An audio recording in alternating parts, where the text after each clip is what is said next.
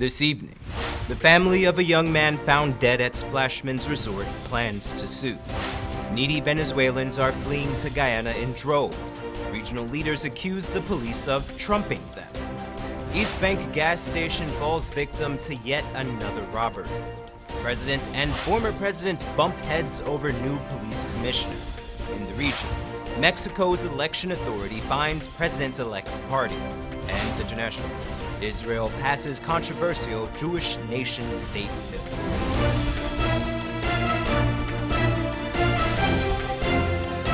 From Safe TV headquarters in South Rival Gardens, this is Safe TV Headline News with George Gonzalez.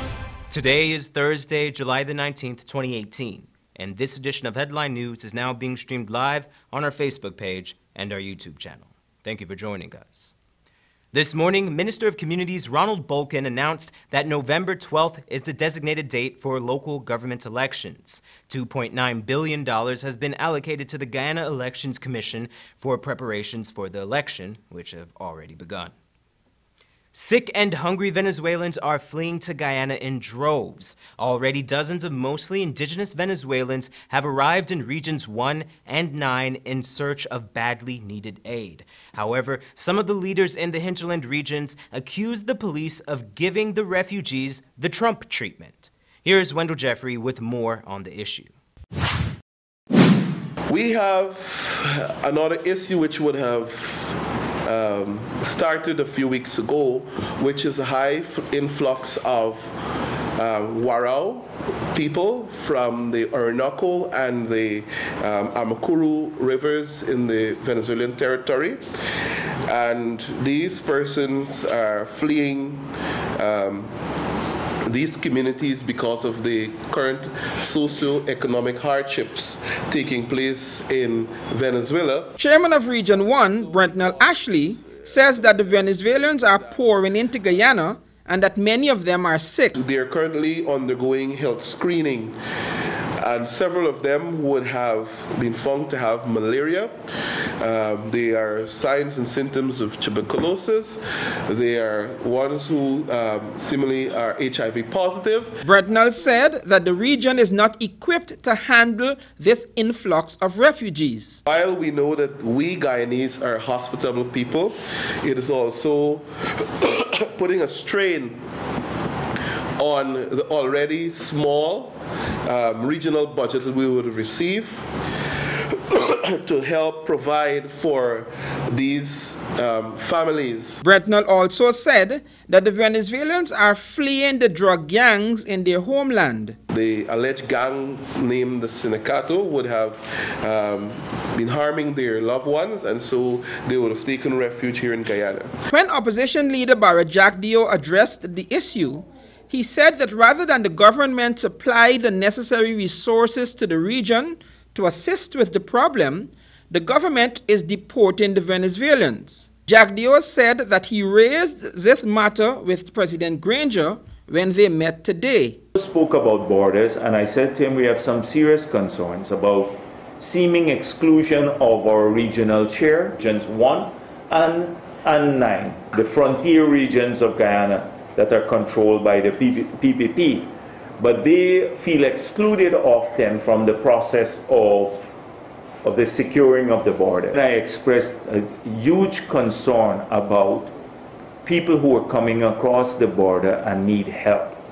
Venezuelans, but more importantly, Guyanese, who are coming back and face a ton of hardships from immigration and other places, need to have a humanitarian approach to borders and people coming from Venezuela, even with the Venezuelans, not just Guyanese. The PPP General Secretary said that the police are taking the Venezuelan refugees and depositing them back to the borders. And I relayed to him about how the Waraos, I saw that, and I will come with their kids, paddle across the border. I saw some of them coming up the river when I was in Region 1, coming from Venezuela, looking for food. And how even when some of the Venezuelans came in at the border in Region 9, the police took some of them and deposited them back at the border. These are families with kids. The term that was used by those gathered at the meeting today was that the administration was trumping the Venezuelans, a direct reference to the U.S. President Donald Trump and his strategy of deporting those who are crossing illegally at the southern borders of the United States. And then the law enforcement bodies just came, pick up the people and deposited them at the border. This is not Guyana. We help people in disaster who are facing disaster and don't have food. For Channel 2 Headline News, Wendell Jeffrey. Thanks, Wendell.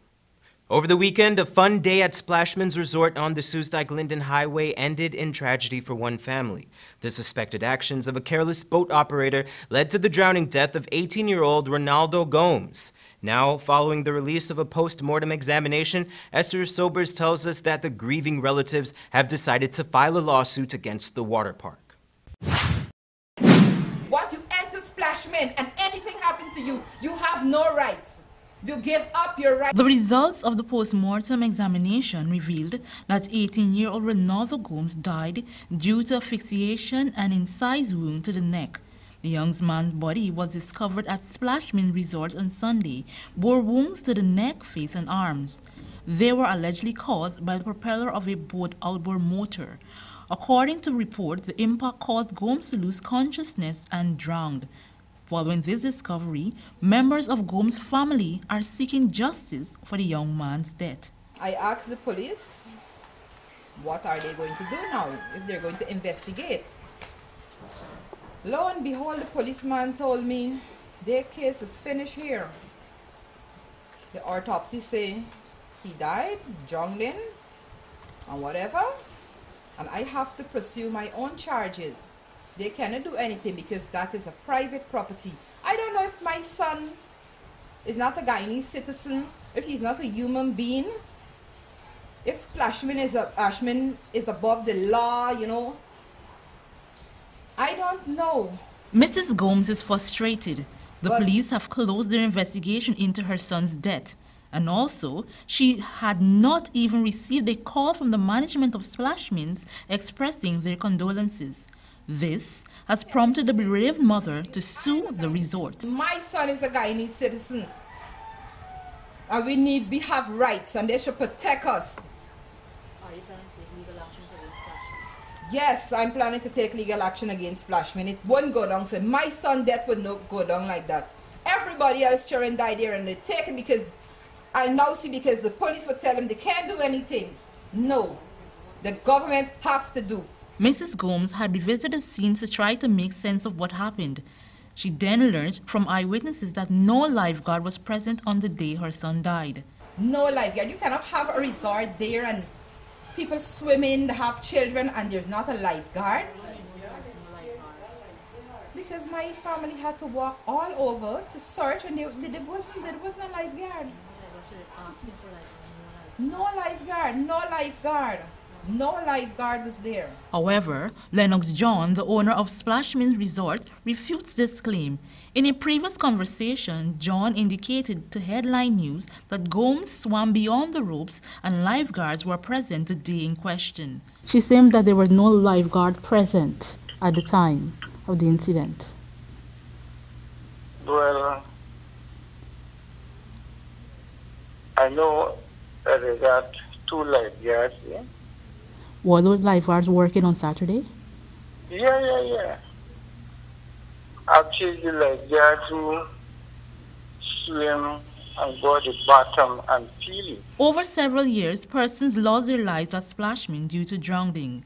As such, Mrs. Gomes is calling all persons who lost their family members at the resort to come together to file a civil lawsuit against the company. I'm just asking everybody who can come out there, mothers and families that lost their children at Splashman, to come out. Let us prepare a class action lawsuit against the Splashman company. And I'm asking foreigners and the people not to go there because it's a dead zone. For Channel 2 Headline News, Esther Sobers. Thanks, Esther. This morning, President David Granger met with opposition leader Barrett Jagdeo.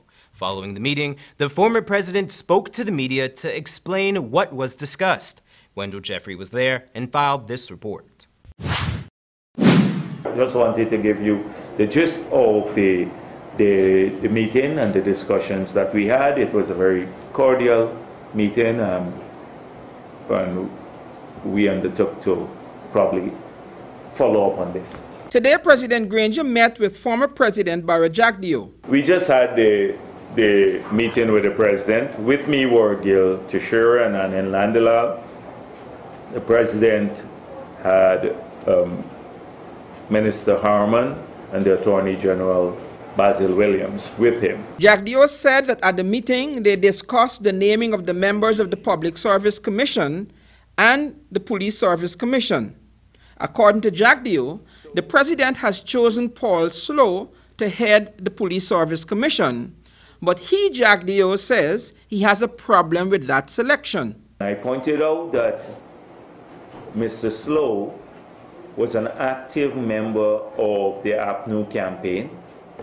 He was then handpicked by the president to head a commission of inquiry. I believe that his conduct in the commission of inquiry reinforced the partisan nature of his thinking. The opposition leader said that he believes that if left as is, the president's selection of Paul Slow will hurt the commission because of Slow's baggages. I think he will bring two sets of baggages with him, or baggage with him, two sets of baggage with him.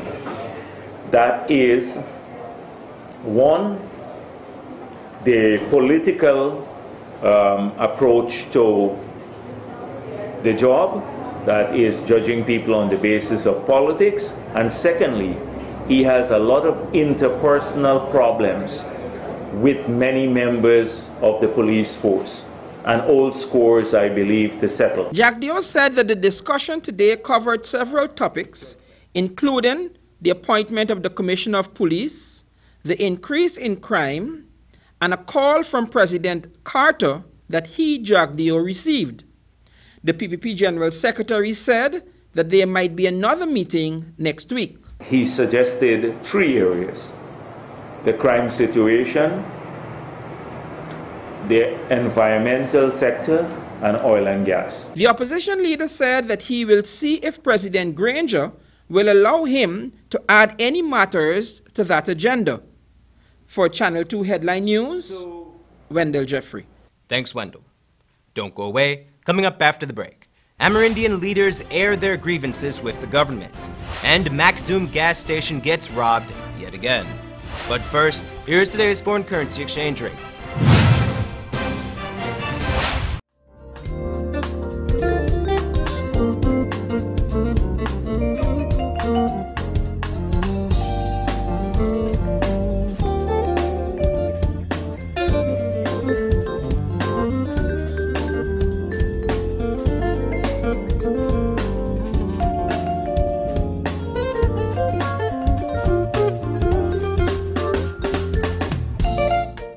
For the latest in news from Guyana, the region, and beyond, visit our website, headlinenewsguyana.com.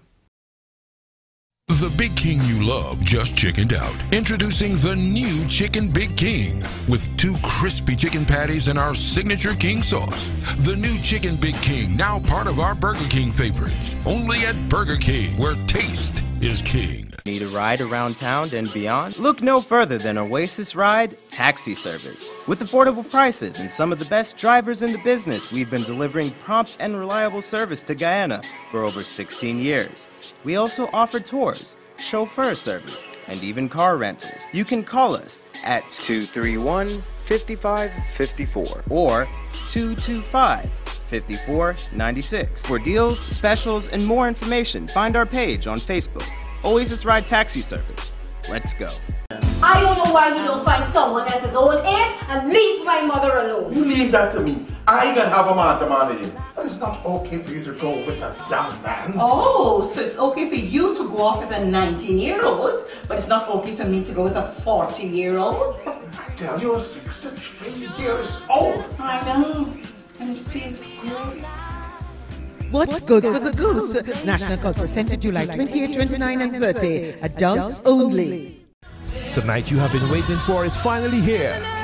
Heavenly Light Mucker presents Tasha Cobbs and her band live in concert. Now on the 14th of September at the National Stadium, 18:30 hours. Redeemers Band, All Women Worship Band, Sean Sobers, Sean English, Dominion Dancers, and many, many more. It's Tasha Cobbs and her band live at the National Stadium in Guyana. Tickets $2,000. Come experience the presence of the Lord as we worship the King together. This is what shopping used to be. More plastic bags than I could carry, or I could use. They always end up in the bin, or as unsightly litter. Then it hit me. Get just one reusable bag. Now whenever I shop, I don't use plastic bags. I always have my reusable bag. It makes shopping a lot easier, and it's better for the environment.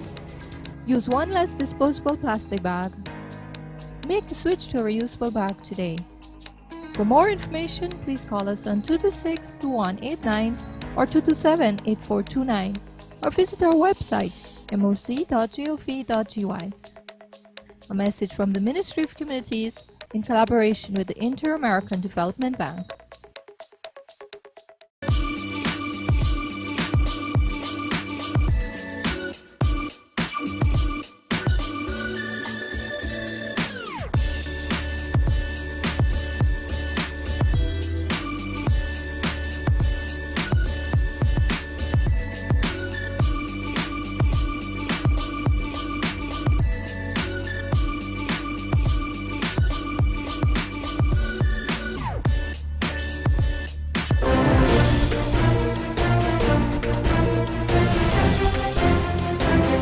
Back. Almost 4 hours of heavy rainfall early this morning has left many homes in Alexander Village and Georgetown soaked. Residents have complained bitterly about their homes and yards being covered in several inches of rainwater. One resident requested the intervention of the government as the neighborhood often floods after periods of heavy rain. For years, the leaders of the hinterland Amerindian villages have complained of the poor state of their infrastructure, community health, underdevelopment, and a host of other issues. However, according to some of them, little to nothing has changed for the better since May 2015. Wendell Jeffrey listened to some of the complaints of the village and regional heads and filed this report. Very often, ministers would go in. I don't know. You know, somebody said, sometimes the mayor, chairman, you know, minister come. I said, which minister? We've been telling them all the time we have a job shortage. But they're saying, no, there's no job shortage. If you go right now, any one of you fly into the region and go to any one of the health centers, you'll see the state. The PAHO WHO, they're conducting an exercise. You know, I was kind of embarrassed when they're doing the presentation. They look at the space that they have in these health centers or health huts. You 1 or 2 boxes of drugs, right? So these are the things we're looking at. They have no regard for us. And so it went for about 2 hours today.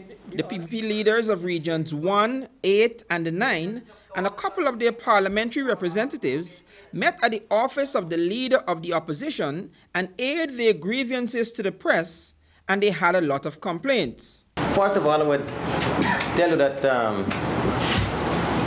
the state of our roads in Region 8 is in a real deplorable state, and I would really like that to fix, and we are being promised that it will be fixed, and up to today, nothing is being done about it.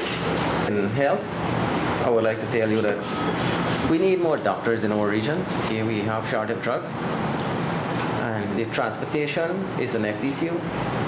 They wouldn't send in all the drugs, but if they send it into one place, we don't have transportation to drop it to these villages. So please pay attention to these villages.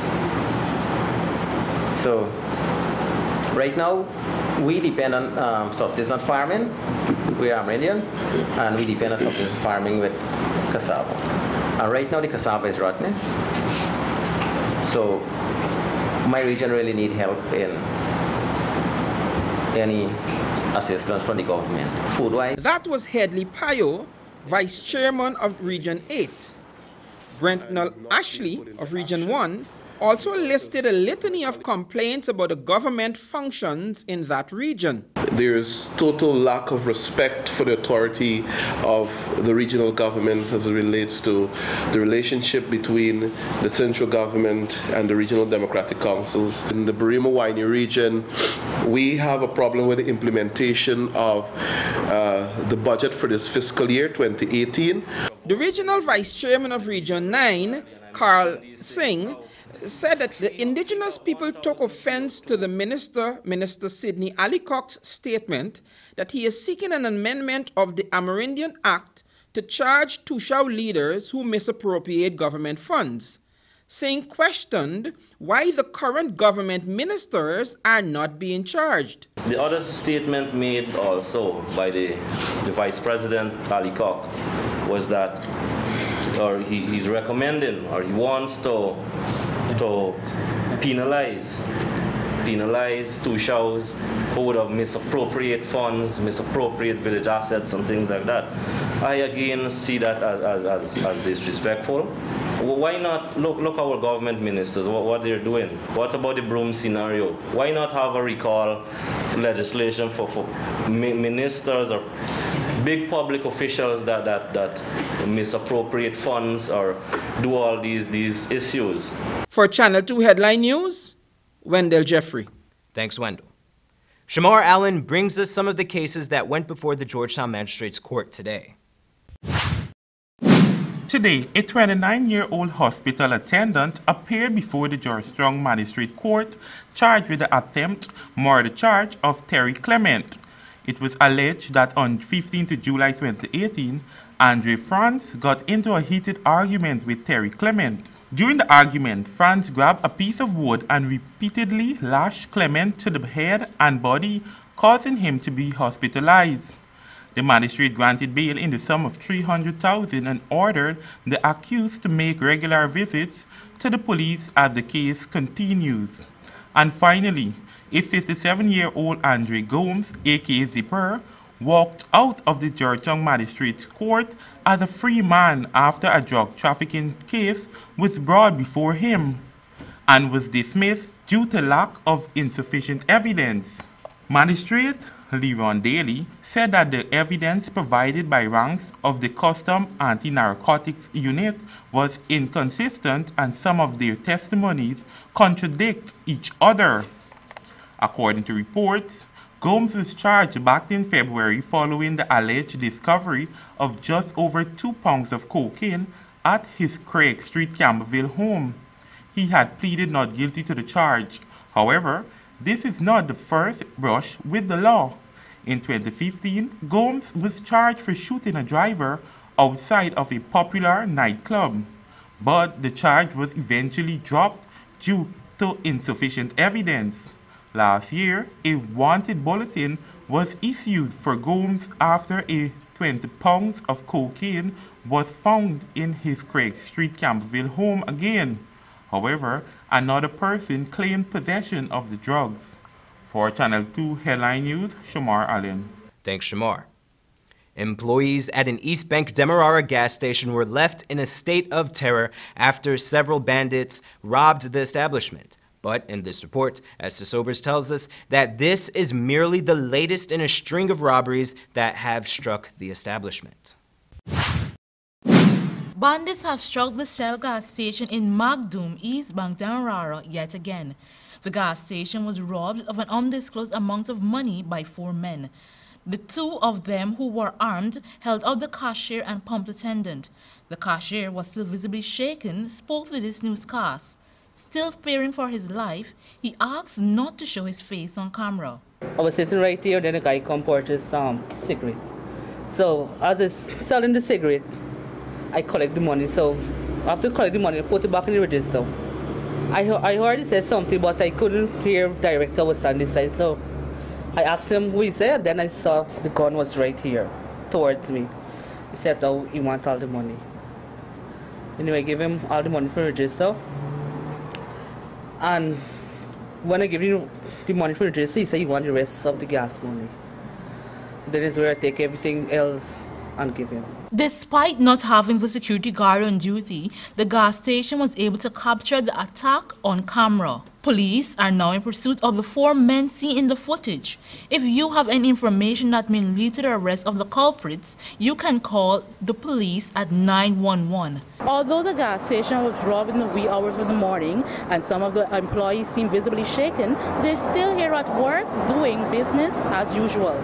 For Channel 2 Headline News, Esther Sobers. Thanks, Esther. Don't go away. Coming up after the break. Mexico's election authority finds president-elect's party, and Israel passes controversial Jewish nation-state bill. But first, here's this week's bridge retraction schedule.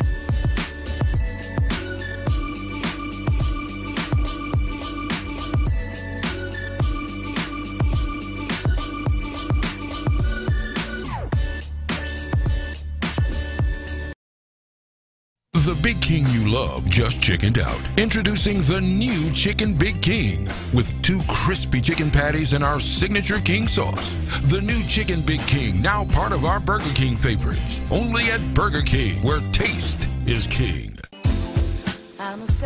Endless possibilities. What else can she do? We are sensual, sensitive, sexual beings. We need somebody to bring out the beast in us, the best in us. You leave her to me. When I'm done with her, she'll be ready for the runway. And darling, looking great, never hurts anyone. What's good for the goose? National Cultural Center, July 28, 29, and 30. Adults only. Wouldn't it be nice if we didn't have so much waste to dispose of in the landfill? Well, composting can help us reduce the waste we dispose of by turning our organic waste into compost, which can be used to improve the quality of our soil. Composting is very simple and convenient. You can compost using organic waste such as vegetable skins, or fallen leaves and cut grass and put this in a composting bin or pile. Compost can help your garden grow healthy plants while reducing your volume of waste. It's a really good way to keep our communities clean and healthy. So, let's all start composting our waste. Find out how easy it is. Call us on 226-2189 or 227-8429 or visit our website moc.gov.gy. A message from the Ministry of Communities in collaboration with the Inter-American Development Bank. The night you have been waiting for is finally here. Heavenly Light Mucka presents Tasha Cobbs and her band live in concert. Now on the 14th of September at the National Stadium, 18:30 hours. Redeemers Band, All Women Worship Band, Sean Sobers, Sean English, the Minion Dancers, and many, many more. It's Tasha Cobbs and her band live at the National Stadium in Guyana. Tickets $2,000. Come experience the presence of the Lord as we worship the King together. Need a ride around town and beyond? Look no further than Oasis Ride Taxi Service. With affordable prices and some of the best drivers in the business, we've been delivering prompt and reliable service to Guyana for over 16 years. We also offer tours, chauffeur service, and even car rentals. You can call us at 231-5554 or 225-5496. For deals, specials, and more information, find our page on Facebook. Oasis Ride Taxi Service. Let's go.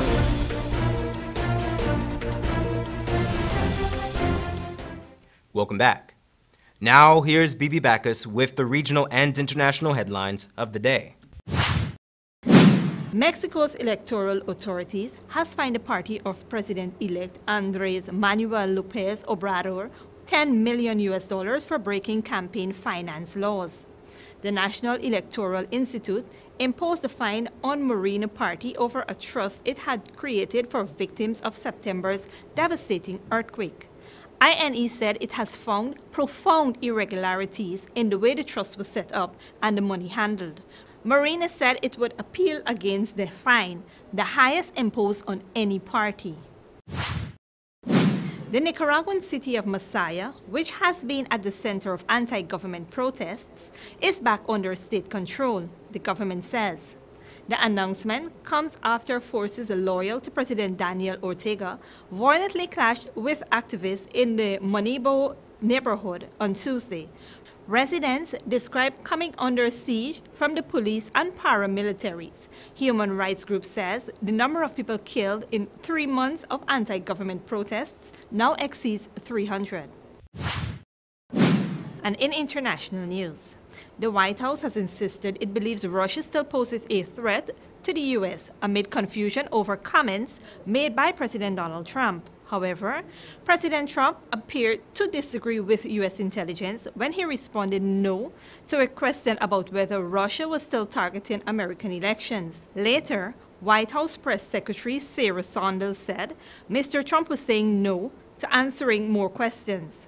It comes amid a fury of criticism over his recent comments about Russia.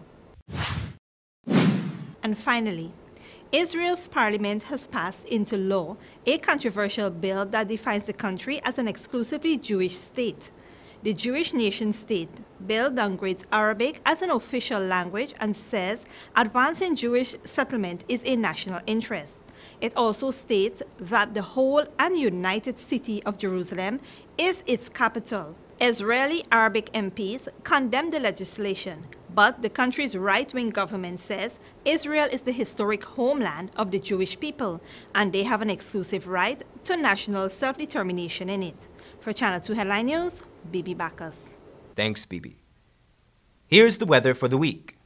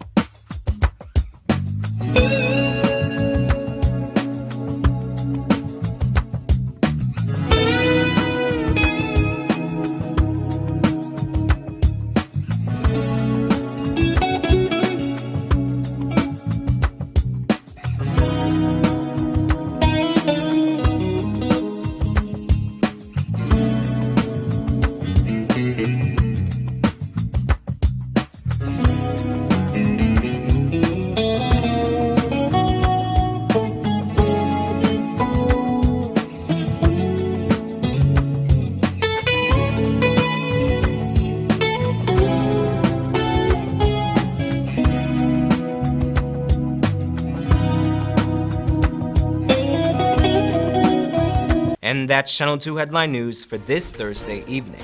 As we take our leave, we invite you to find Channel 2 Headline News on Facebook, YouTube, and our website, headlinenewsguyana.com. You can also tune in tomorrow morning at 6:30 for a rebroadcast, and Friday evening at 6 o'clock for more news. For now, I'm George Gonzalez, signing out from this newscast, saying thank you for welcoming us into your homes, and do have a blessed evening.